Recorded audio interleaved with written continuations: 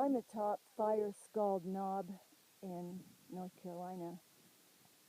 I've had quite a climb to get up here. It's about 11:25 in the morning on Friday, April the 26th. And I came up that little tiny trail right there. And I just wanted to share my view with you today. It's another spectacularly gorgeous day here. You can see the sun's out, beautiful blue sky. The trail goes through those bushes, and the view continues. I don't know if you can see it, but there are farm fields out there or something.